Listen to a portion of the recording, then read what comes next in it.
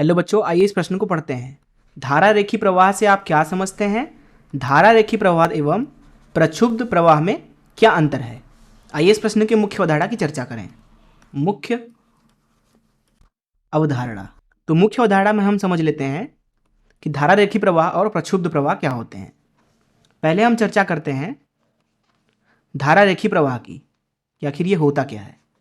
धारा रेखी प्रवाह, जैसा कि नाम से ही पता चल रहा है कि जो धारा होगी वो रेखीय रूप में होगी। मान लीजिए हमारे पास में एक पाइप है, तो पाइप हम बना लेते हैं कुछ इस तरीके से। अब हम क्या करते हैं कि इस पाइप से एक द्रव बहा देते हैं। अब द्रव में क्या होगा, बहुत सारे उसके कण होंगे, छोटे छोटे। तो यहाँ पे हमने द्रव के छोटे छोटे कण बना लिए। अभी के लिए मान लीजिए कि जो द्रव है वो प्रवाहित हो रहा है वी गति से, और ये वी गति जो है वीसी से कम है। वीसी दरअसल एक क्रांतिक गति होता है, उस मान से v जो है वो कम है। अभी हम समझेंगे कि क्रांतिक गति क्या होता है, लेकिन अभी के लिए आप मान लीजिए कि जो यह गति है द्रव की वो vc से कम है।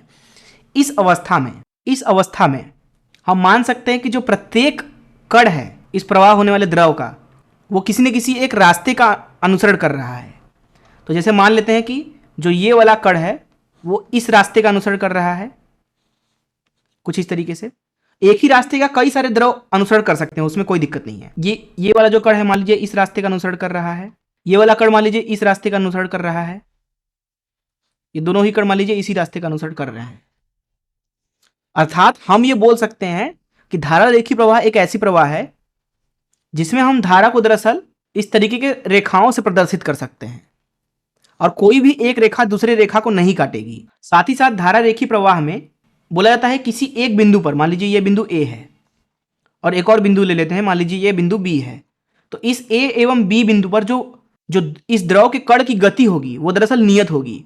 अगर मान लीजिए कि इस ए बिंदु पर किसी एक क्षण पर गति ए पर मौजूद कण की जो गति है वो मान लीजिए कि v1 है, और यहां बी बिंदु पे मान लीजिए इस क्षण पर जो कण है द्रव का उसकी गति मान लीजिए v2 है। तो जब ये वाला कण जो है इस क्षण पर यहाँ पे है उसकी गति v1 है, जब ये आगे निकल जाएगा तो इसकी जगह पे एक और कण आ जाएगा, क्योंकि इसी रास्ते का कई सारे कण अनुसरण कर रहे हैं ट्रेन के जैसा। तो जब वो कण ए पर आएगा तो उसकी गति v1 हो जाएगी। अब जब यही कण चलते हुए यहाँ बी बिंदु पे पहुंचता है तो उसकी गति v2 हो जाएगी। अर्थात धारा रेखी प्रवाह में बोला जाता है कि किसी एक बिंदु पर जो द्रव की गति होगी वो नियत होगी, और अलग अलग बिंदुओं पे अलग अलग गति हो सकती है, उसमें कोई दिक्कत नहीं, लेकिन किसी एक बिंदु पे तो गति नियत ही होगी हमेशा। तो ये हो गई धारा रेखी प्रवाह के लिए जरूरी आवश्यक शर्त। अब यहां पे धारा रेखी प्रवाह के कुछ गुण के बारे में बात कर लेते हैं। जैसे कि धारा रेखी प्रवाह तब होती है जब उसकी गति क्रांतिक गति से कम हो, अर्थात vc से। साथ ही साथ हम यहां पे देख सकते हैं कि जो प्रवाह है यहां पे वो नियत है। नियत प्रवाह का क्या मतलब है कि हर एक कण किसी न किसी एक रास्ते का अनुसरण कर रहा है, वो अनियमित रूप में प्रवाहित नहीं हो रहा है। तो यहां पे हम बोल सकते हैं कि जो प्रवाह है धारा रेखी में वो क्या होती है, नियमित होती है, नियमित, ठीक है। और यहां पे कोई भंवर धाराएं आपको नहीं दिख रही होंगी, सारे कण द्रव के प्रवाह दिशा में ही भाग रहे हैं, कोई कण द्रव के प्रवाह की दिशा के विपरीत नहीं जा रहा है। तो यहां पे हम बोल सकते हैं कि कोई भंवर धाराएं नहीं होती, किसमें, धारा रेखी प्रवाह में। अब हम समझते हैं प्रक्षुब्ध प्रवाह को। तो यहां दूसरी स्थिति ले लेते हैं हम, प्रक्षुब्ध प्रवाह। देखिए, जो द्रव प्रवाहित होता है पाइप के अंदर से, जरूरी नहीं है कि उसका हर एक कण नियमित रूप में ही प्रवाहित हो। अगर आप उसकी गति को बदलते जाएं तो उसके प्रवाह होने के नियम भी बदल जाते हैं। तो यहां पे हम पुनः पीछे वाले पाइप को बना लेते हैं कुछ इस तरीके से, जिसके अंदर से अभी मान लीजिए कि धारा रेखी प्रवाह हो रहा है कुछ इस तरीके से। अब हम क्या करते हैं कि इसकी गति को बढ़ाने लगते हैं। जब आप इसकी गति बढ़ाते हैं तो इसके प्रवाह होने का जो तरीका है वो बदलने लगता है। एक समय ऐसा आता है जब इसकी गति जो है वो ज्यादा हो जाती है vc से। vc एक मान है जिसको क्रांतिक वेग बोलते हैं। उस मान से जब गति जो है द्रव की वो ज्यादा हो जाती है तो ये जो द्रव है वो अनियमित रूप में प्रवाहित होने लगता है। अगर उसको मैं यहां पे बनाना चाहूं तो वो कुछ इस तरीके से प्रवाह होने लगेगा, कुछ इस तरीके से। कुछ द्रव पीछे भी जा रहे होंगे कुछ इस तरीके से, ठीक है, कुछ इस तरीके से जा रहे होंगे। अर्थात जो यहाँ पे द्रव के कण होंगे वो दरअसल अनियमित रूप में गति कर रहे हैं। कोई धारा की दिशा में जा रहा है, कोई धारा की दिशा के विपरीत जा रहा है, मतलब पूरा ही द्रव जो है वो अनियमित रूप में प्रवाहित होने लगा। इस तरीके के प्रवाह को बोला जाता है प्रक्षुब्ध प्रवाह। अगर इसके गुणों के बारे में बात करें तो जैसा कि आपने यहाँ पे देखा था धारा रेखीय प्रवाह में कि वो नियमित प्रवाह थी, लेकिन ये नियमित प्रवाह नहीं है। यहाँ पे आपको दिख रहा होगा भंवर धाराएं भी बन रही हैं। यहाँ पर जो ये रेखाएं हैं वो आपको वास्तविक रूप में नहीं दिखेंगी। दरअसल ये द्रव के कण के चलने के रास्ता है कि वो किस तरीके से किस रास्ते पर चलते हैं, किस तरीके से चलते हैं। किसी कण का मन कर रहा है तो वो ऐसे घूम के एकदम प्रवाह हो रहा है। ठीक है, अभी के लिए इस क्षण पे हमने जिस तरीके का प्रवाह बनाया है वो अगले क्षण बदल जाएगा। अगले क्षण हो सकता है कि ये वाला गायब हो जाए, ये वाला गायब हो जाए और यहाँ पे कुछ इस तरीके की संरचना बन जाए। लेकिन ऐसा धारा रेखीय प्रवाह में नहीं होता। किसी क्षण पे आपने देखा कि इस तरीके की रेखाएं बनी हैं तो ये समय के साथ नहीं बदलेगा, ये रेखाएं ऐसी ही रहेंगी। लेकिन यहाँ पे सारी रेखाएं बदलती रहती हैं समय के साथ। तो यहाँ बोल सकते हैं कि जो प्रवाह है वो अनियमित है, अनियमित प्रवाह है। ठीक है, साथ ही साथ यहाँ पे जो क्या होती हैं, आपको बहुत सारी भंवर धाराएं भी दिख रही होंगी। तो यहाँ पे क्या होती हैं, भंवर धाराएं दिखती हैं, हमें भंवर धाराएं दिखती हैं, भंवर धाराएं होती हैं। तो अगर इस मुख्य अवधारणा से इस प्रश्न को हल करना चाहें तो पहले प्रश्न के पहले भाग में पूछा जा रहा था कि धारा रेखीय प्रवाह से आप क्या समझते हैं, तो उसको हमने मुख्य अवधारणा में ही समझा दिया आपको कि धारा रेखीय प्रवाह क्या होती है। फिर प्रश्न के दूसरे हिस्से में पूछा जा रहा है कि धारा रेखीय प्रवाह एवं प्रच्छिद्द प्रवाह में क्या अंतर है। तो अंतर को हम यहाँ पे समझते हैं।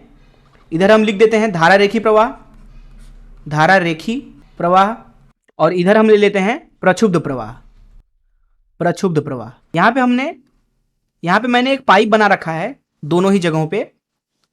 तो अगर हम धारा रेखीय प्रवाह को बनाना चाहें तो धारा रेखीय प्रवाह में हम बहुत सारी रेखाएं खींच सकते हैं जिसका अनुसरण प्रवाहित होने वाले द्रव के कण करते हैं कुछ इस तरीके से। तो ये हो गया धारा रेखीय प्रवाह। यह एक नियमित प्रवाह है। तो यहाँ वही अगर हम बात करें प्रक्षुब्ध प्रवाह की तो वो कुछ इस तरीके से अनियमित होता है, उसमें बहुत सारे भंवर धाराएं भी आपको दिखेंगी। तो यहाँ पे हम बोल सकते हैं पहला बिंदु, पहला अंतर कि यहाँ पे धारा रेखीय जो प्रवाह होती है वो दरअसल नियमित प्रवाह होती है, नियमित प्रवाह किसकी, द्रव की। वहीं यहाँ पे जो द्रव का प्रवाह होता है वो अनियमित होता है, अनियमित। जो यहाँ पे कण होते हैं प्रक्षुब्ध प्रवाह में वो किसी भी एक रास्ते का अनुसरण नहीं करते हैं, उनका किधर भी उनका प्रवाह जो होता है अनियमित होता है वो। तो ये पहला अंतर हो गया। दूसरा अंतर ये है क्योंकि यहाँ पे नियमित प्रवाह है तो यहाँ पे आपको भंवर धाराएं नहीं दिख रही होंगी, लेकिन यहाँ पे भंवर धाराएं होती हैं। तो यहाँ लिख सकते हैं कि जो धारा रेखीय प्रवाह है उसमें भंवर धाराएं नहीं होती हैं, भंवर धाराएं हम लिख सकते हैं अनुपस्थित। वहीं बात करें अगर हम इस दूसरे वाली स्थिति की प्रक्षुब्ध प्रवाह की, तो प्रक्षुब्ध प्रवाह में हम बोल सकते हैं कि यहाँ पे भंवर धाराएं होती हैं। तो यहाँ लिख सकते हैं भंवर धाराएं उपस्थित, भंवर धाराएं यहाँ पे क्या होती हैं, उपस्थित होती हैं। तीसरे अंतर के बारे में बात करते हैं। जो धारा रेखीय प्रवाह होती है उसमें जो प्रवाह होने वाला द्रव है अगर उसकी गति v है तो वो दरअसल कम होता है क्रांतिक गति से। वहीं प्रक्षुब्ध प्रवाह हमें तब प्राप्त होता है जब हम उसकी गति को बढ़ा करके क्रांतिक गति से ज्यादा कर दें। एक और चीज मैं आपको बता देता हूं, हालांकि इतना जानकारी आपके लिए बहुत है, लेकिन अगर एक और अंतर मैं आपको बताना चाहूं तो वह है रेनॉल्ड संख्या से संबंधित। धारा रेखीय प्रवाह हमें तब प्राप्त होती है जब द्रव के लिए जो प्रवाहित द्रव हो रहे, जो यहाँ पे द्रव प्रवाहित हो रही है उसके लिए रेनॉल्ड संख्या होती है वो दरअसल 2000 से कम हो। वहीं बात करें अगर प्रक्षुब्ध प्रवाह के लिए तो प्रक्षुब्ध प्रवाह के लिए जो रेनॉल्ड संख्या होती है जिसे आरएन से दर्शाया जाता है उसका मान ज्यादा होता है 4000 से। तो ये हो गया धारा रेखीय प्रवाह और प्रक्षुब्ध प्रवाह के बीच में अंतर। साथ ही साथ हमने धारा रेखीय प्रवाह को भी अच्छे से समझा और प्रक्षुब्ध प्रवाह को भी। मैं आशा करता हूं कि आपको इस प्रश्न का हल जरूर समझ में आया होगा। धन्यवाद।